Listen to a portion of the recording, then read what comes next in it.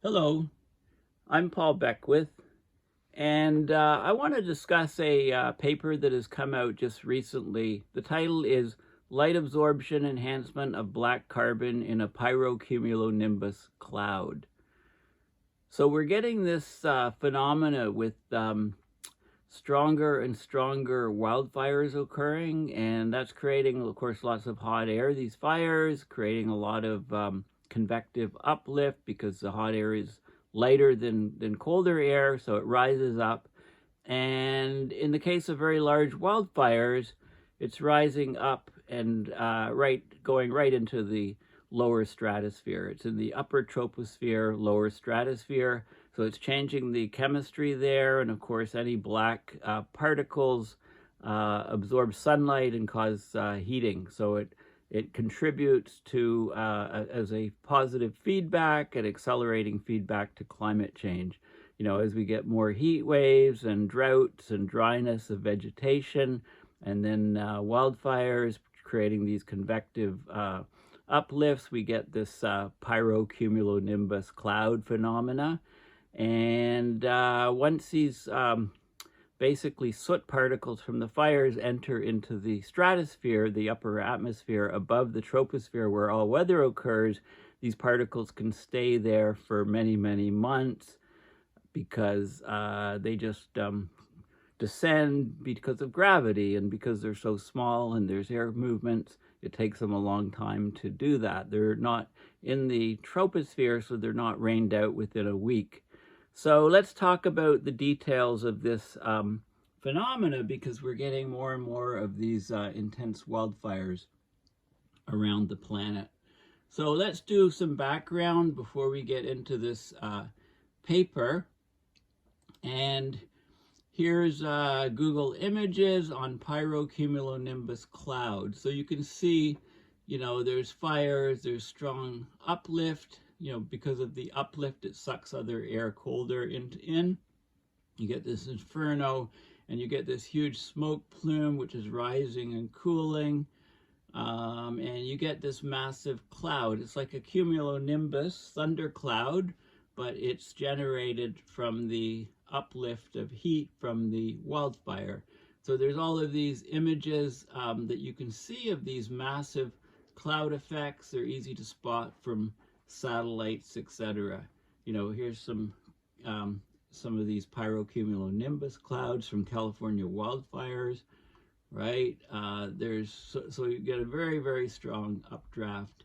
And you know, these clouds normally level off, and where they level off, that's at the, you know, you get this typical anvil shape for the cumulonimbus storm clouds, and that the flat upper edge is where the it's basically the tropopause, where the troposphere, the lower atmosphere, ends, and the stratosphere, the level above the troposphere, begins. So all the weather is happening in the lowest portion, the troposphere.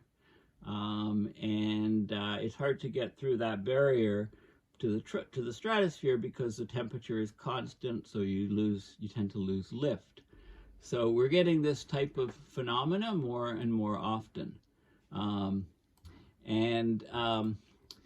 There's the term that meteorologists prefer rather than pyrocumulonimbus is, they call it cumulonimbus Flammagenitus. So it's a cumulonimbus cloud originating from flames. Its genesis is from flames from fires. Okay, so it's CBFG for short is the technical term. It's also known as a pyrocumulonimbus cloud. So it's a type of cumulonimbus cloud that forms above a source of heat, like a wildfire, a nuclear explosion, or a volcanic eruption. Okay, so it's the most extreme manifestation of a flame-generated cloud. Right, so it's basically a cumulus cloud formed by a rising thermal from a fire or enhanced by buoyant plume emissions from an industrial combustion process. Okay, so we're getting more and more of these, and these clouds, they reach the upper troposphere or even the lower stratosphere. They may involve precipitation, although usually light precipitation, often hail, lightning, extreme low-level winds, and in some cases tornadoes could spin off. So they can greatly increase the spread of the fire, and they cause dangers to the ground in addition to the normal fires. Okay, so they were first recorded, the idea of these clouds, just in 1998. There was huge amounts of smoke from a firestorm that carried particles up into the lower stratosphere. Okay, and then once the particles, the black carbon particles, got into the stratosphere, they basically created this so-called nuclear winter effect where they blocked sunlight. They reduced ground level sunlight, but they heated the upper atmosphere. In 2002, there were 17 of these phenomena occurring in North America alone. And basically we sent aircraft through these huge clouds to study the composition of the smoke particles. In 2021, there were an estimated 83 Pyrocumulus or Cumulonimbus Flammagenitus Clouds. Now, so the World Meteorological Organization, it basically has classifications for clouds, and they've added it to the WMO International Cloud Atlas. Now, some notable events that caused this phenomena, of course, 1945, the Hiroshima Firestorm. So the atomic bomb was dropped on Hiroshima in 1945. It incinerated lots of the town, but many fires were set in structures because there, a lot of the buildings, etc., were basically made of wood. So there was basically a huge firestorm that was generated, and the cloud resulting from this firestorm, just ignited, everything, huge updrafts,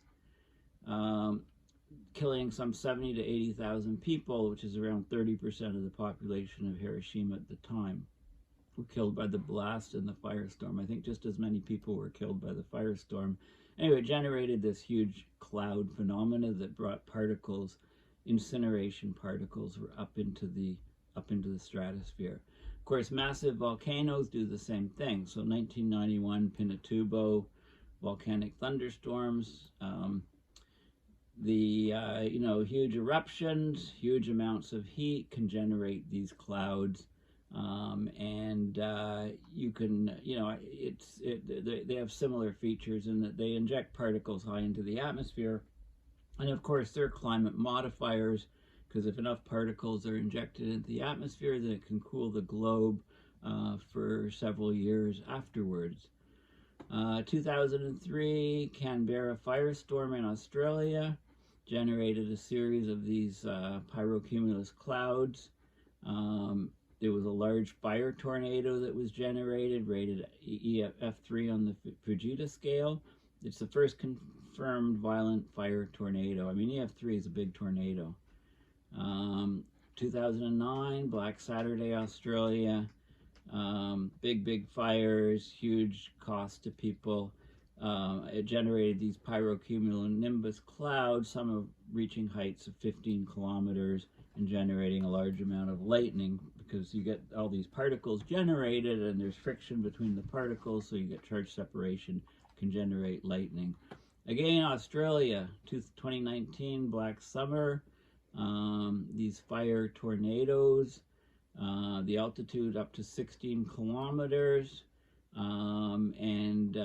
it created huge problems. 2020 Creek Fire, United States. It's one of the largest fires, well, in the top 20 largest wildfires ever seen in California. It was a rapidly growing wildfire, hot, windy, dry weather, drought preceding. The beetles, pine beetles, had killed lots of the pine trees, so lots to combust, created this pyrocumulonimbus cloud. It was the largest such cloud ever seen in the United States, according to NASA. That was back in 2020.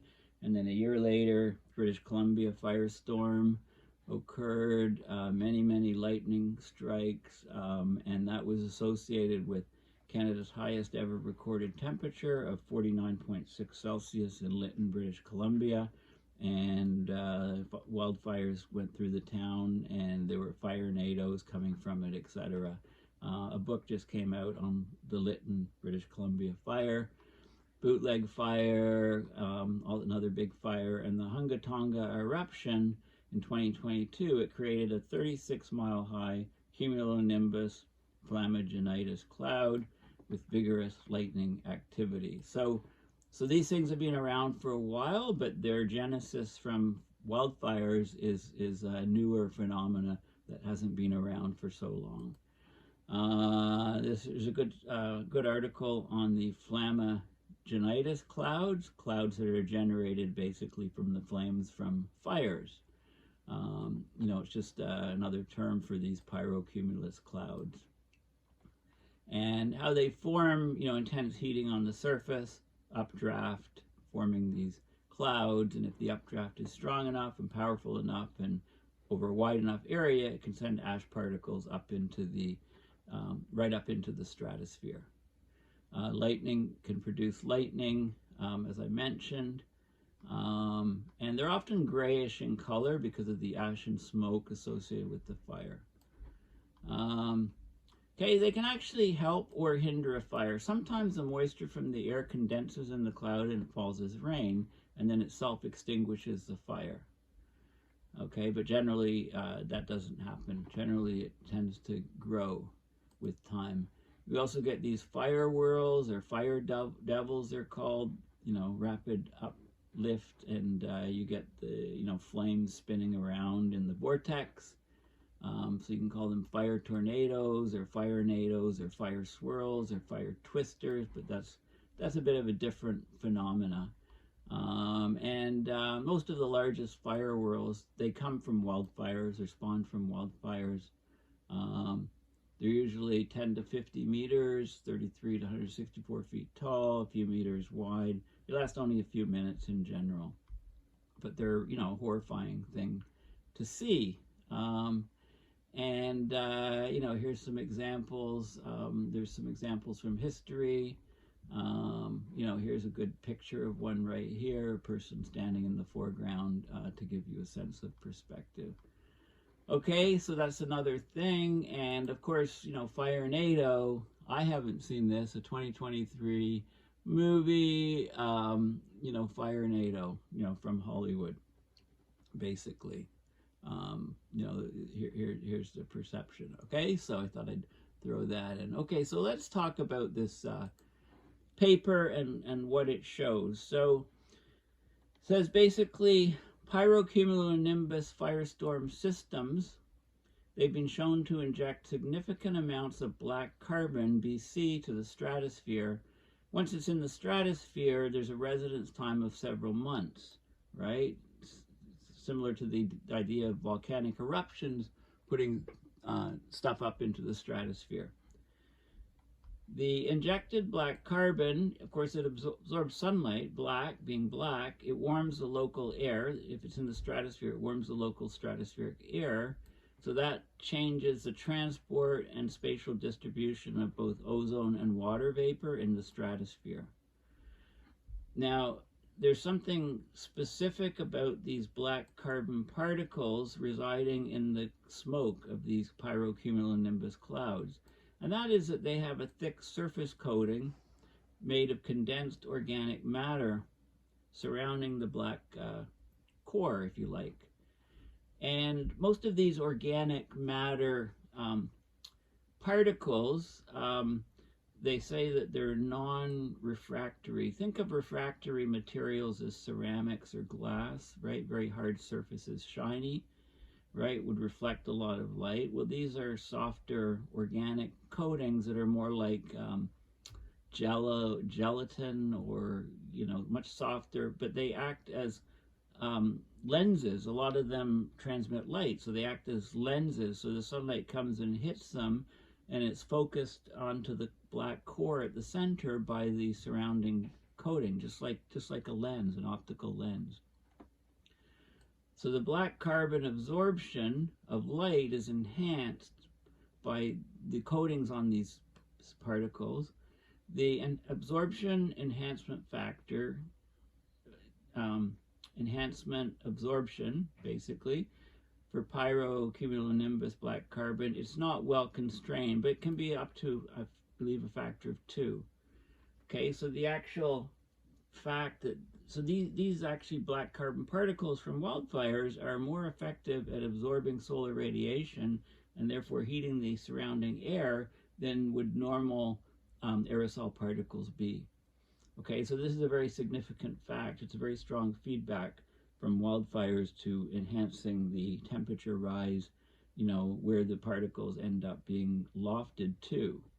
So this paper, they did measurements, they did particle scale measurements. So they flew aircraft through a pyrocumulonimbus cloud and they collected particles, samples, and studied them. They studied the morphology of the particles, the number densities, the coating thickness, and they calculated the absorption enhancement. And it basically, the curves show, the data shows it's about 2.0, and it increases with increasing coating thickness. Okay, so this was quite an interesting phenomena, and it's a reason why when you have these massive wildfires and these pyrocumulonimbus clouds forming and then lofting particles up into the stratosphere, it can change the upper atmosphere. You know, it can have effects that last months and months, similar to volcanoes erupting. Okay, so this is a fairly new thing to understand. It's yet another feedback in the climate system. So let's have a look a bit at the intro and then at the results. So large-scale wildfires are expected to increase in frequency, but also I would say severity and duration, and happen in places that they haven't before due to climate changes. Like there's warmer springs, longer dry seasons in the longer dry months throughout the summer. That dries out the soils, it dries out the vegetation. So wildfires can burn much stronger over larger areas that are more numerous, and they can produce very strong updrafts that produce these pyrocumulonimbus clouds, which are, you know, the pyro, it's a subset of the cumulonimbus clouds, which form from heat-driven convection stemming from wildfires, or as I mentioned, eruptions, volcanic eruptions, or, you know, nuclear explosions, atomic weapon explosions. So the formation of a pyroCb cloud is often referred to as a pyroCb event. And in the most extreme form, these events can inject wildfire smoke into the upper troposphere and lower stratosphere. We could say UTLS, upper troposphere, lower stratosphere. And once it's in this region, it can remain suspended for long periods of time and affect the stratospheric temperature and composition. So it can raise the temperature and cause a you know, huge effect on that region and on the circulation patterns of the winds in the atmosphere. So black carbon is a key component of this pyroCb injected smoke, and it's a strong absorber of incoming solar radiation, light. It's one of the most potent short-lived climate warmers. Black carbon makes up only around 2% of the total particle mass in pyroCb smoke, yet the contribution of black carbon to upper troposphere, lower stratosphere light absorption and associated warming is significant. Okay, so basically you have a pyrocumulonimbus event, this huge smoke cloud. It can warm the UTLS air by up to 7 degrees Kelvin, which is a huge warming. So there's large problems, spatial anomalies in the ozone, in water vapor concentrations. Shortwave radiation is enhanced, right, above and beyond what the black particles would do itself, because there's an organic coating which is on the surface of these particles, which focuses the light coming in to increase the absorption by a factor of 2, is what this paper has found. They've also found that pyrocumulonimbus injected smoke is responsible for up to 20% of the total organic and black carbon mass in the lower stratosphere. So it's got a huge effect on climate. And these events, these pyrocumulonimbus events, wildfires, are expected to become more common as the magnitude and frequency of the large wildfires increases. Okay, so let's have a look. It's a really interesting study. So here is a, there was a big, huge pyrocumulonimbus cloud, and the plane flew this track through the cloud and took samples, collected samples. This is 5 micron scale, so very small black particles. And if you zoom in, you can see the core, the black carbon core of these particles, and you can often see sort of a transparent blob around these particles. And when light hits this, when solar radiation, shortwave radiation hits this, this acts as a lens and focuses the light onto the black carbon. The enhancement effect of the absorbed light is about double what it would be from just the black carbon alone.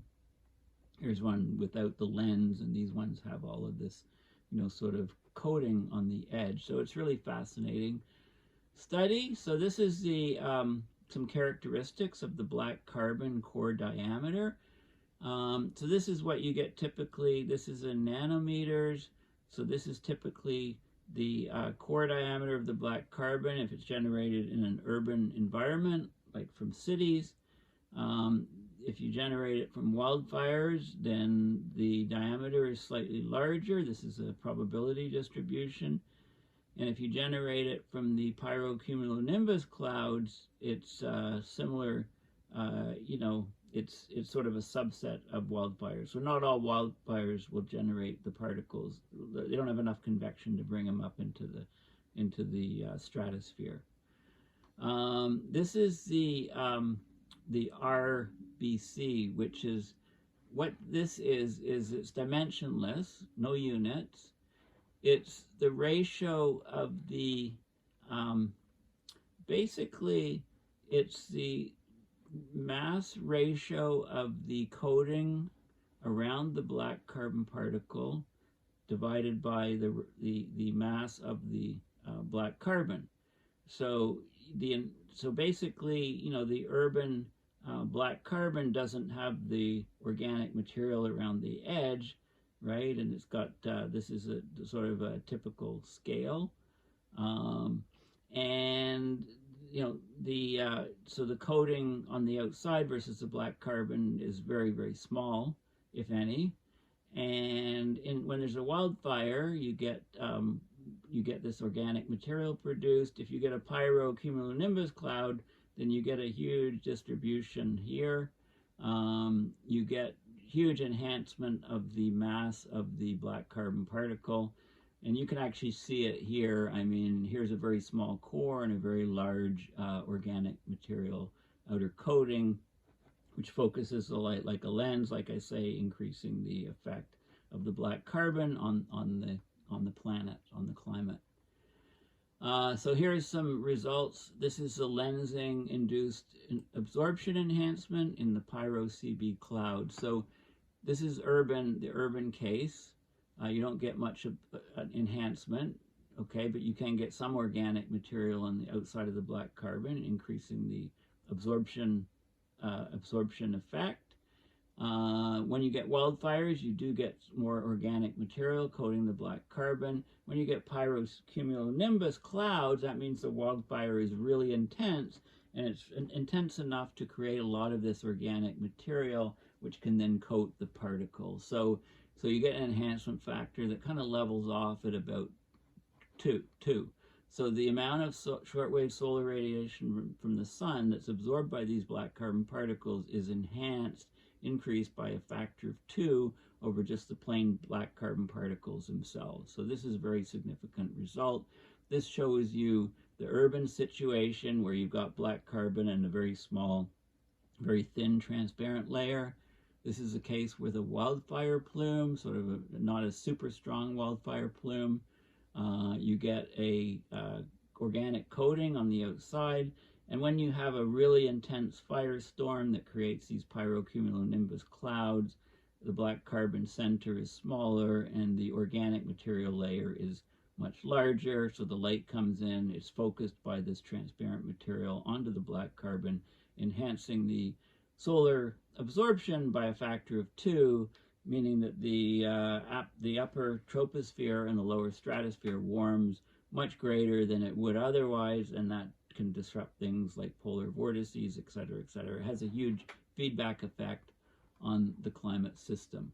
Okay, so there's other data, there's other details in this paper, but you know, the bottom line is that you know, these pyrocumulonimbus clouds, these huge clouds that can be generated from wildfires, have a much larger effect on the climate than we thought, because not only do they loft particles right up into the lower stratosphere, like volcanoes, powerful volcanoes do, and we know that modifies the climate.